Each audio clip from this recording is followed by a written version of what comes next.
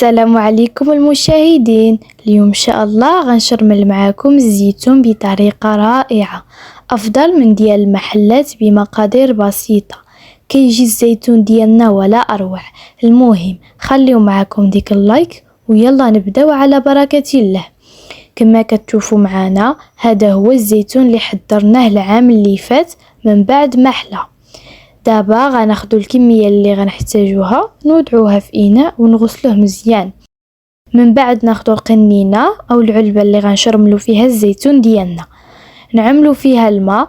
ديك الساعه نوضعو الزيتون ديالنا فيها ونضيفو 3 معالق ديال الملح الخاشن ونغلقو القنينه ديالنا باحكام ونخليوه يومين باش يزيد يحلى ويحيد منه المروريه. كما كتشوفوا معنا هذا هو الزيتون ديالنا من بعد ما دوز يومين. دابا غندوزو نحضروا الشرمونه ديالنا. عندنا 2 حامضات، واحده نقطعوها قطع صغار وواحده نعصروها وناخدو الماء ديالها، وعندنا نصف حامضه مسيره.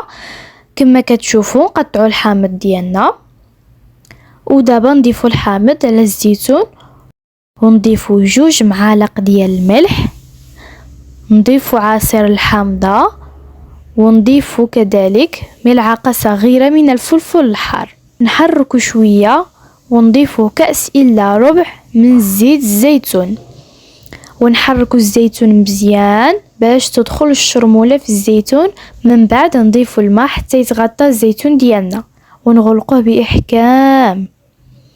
كما كتشوفوا معنا هذا هو الشكل النهائي ديال الزيتون ديالنا، كيجي رائع يا سلام، مشرمل مزيان وبنين ولا اروع. صراحه المذاق انا ذقته بنين بزاف وما تشبعش منه. كما كتشوفوا وصلنا لنهايه الفيديو، ما تنسوش تخليو لي التعاليق ديالكم واللايكات، والسلام عليكم.